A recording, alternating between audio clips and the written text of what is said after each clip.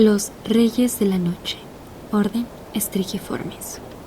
Los strigiformes, por su nombre científico en latín o en español comúnmente conocidos como búhos y lechuzas, son aves rapaces nocturnas, aves que cazan en vuelo en picada a sus presas, usando sus garras y pico afilado en el abrigo de la oscuridad.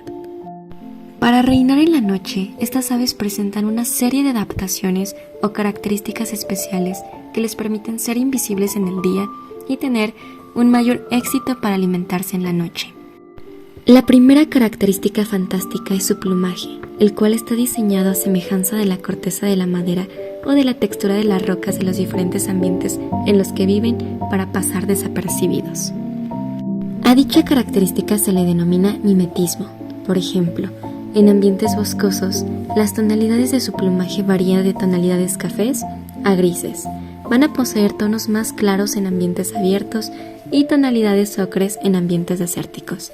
También tienen penachos que no solo usan para verse imponentes y elegantes, sino que estas plumas de la cabeza les permite difuminar la redondez de su rostro y simularse con las ramas de los árboles. Sin duda alguna, la vista es de sus características más poderosas y es de lo más distintivo en este orden de aves. Sus enormes ojos están adaptados para capturar mejor los escasos rayos de luz, gracias a sus grandes pupilas, ya que en su retina tienen una mayor cantidad de bastones, que son células fotorreceptoras encargadas de intensificar la luminosidad de la imagen. Por otro lado, los conos, que son las células fotorreceptoras encargadas de procesar el color, son más abundantes en estas aves y son de mayor tamaño que la de las aves rapaces diurnas. Un dato curioso es que estas aves son consideradas como símbolo de la sabiduría, ya que en la mitología griega la diosa Atenea, diosa de la sabiduría, es descrita como una doncella hermosa de grandes ojos brillantes, características de estas aves.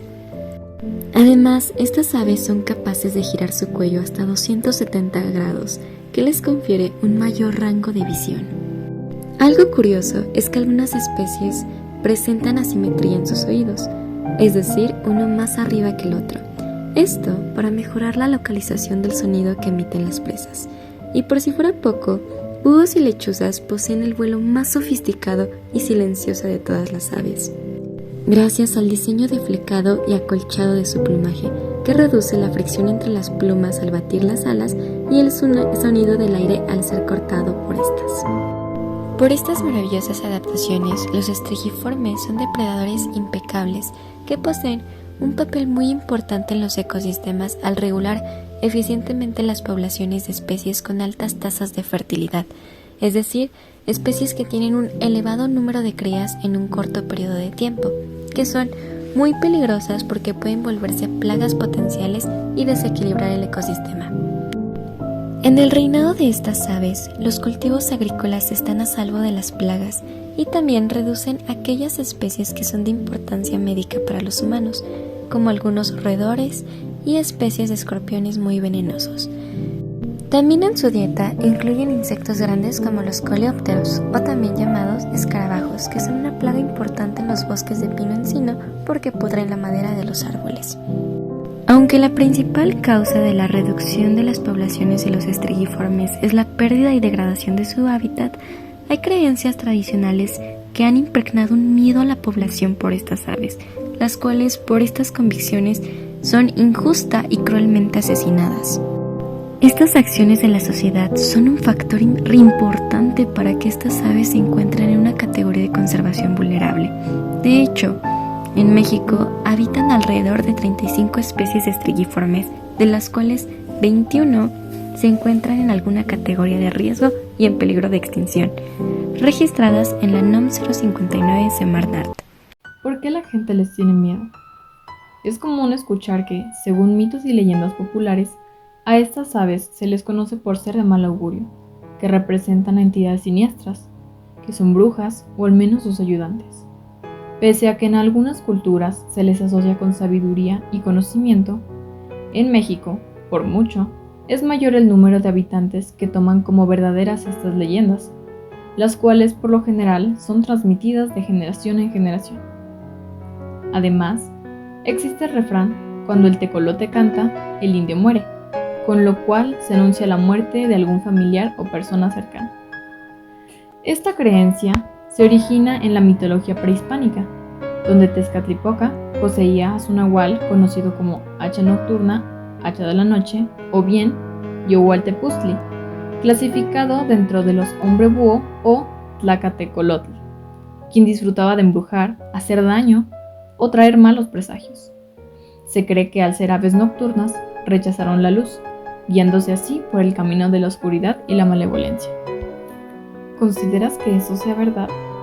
Bueno, de hecho, ninguna de estas creencias es cierta, y pensar que son seres del mal no puede estar más alejado de la realidad. Los búhos y lechuzas son animales muy simpáticos e inteligentes, además de ser el último eslabón de la cadena alimenticia de su hábitat. Son componentes muy importantes para el equilibrio de los ecosistemas. Por su parte, el género Athene, conocidos también como tecolotes, que se cree que son seres malignos que de una forma desconocida lograron resistir el día, también forman parte de la familia de los búhos, pero tienen la característica de ser diurnos y a diferencia de los búhos nocturnos, que tienden a ser solitarios, los tecolotes son aves muy sociales. Una forma de ayudar a la conservación de estas maravillosas aves es mediante la desmitificación, es decir, desmentir todas aquellas creencias negativas que se tienen sobre ellas, pues, como se mencionó anteriormente, un importante factor responsable de la pérdida de estos individuos es la matanza injustificada por parte de los pobladores de las comunidades a partir de estas creencias. Otra medida de impacto sería optar por estrategias sustentables para realizar las prácticas económicas, donde se vean menormente perturbados sus hábitats o exista una menor pérdida de este mismo.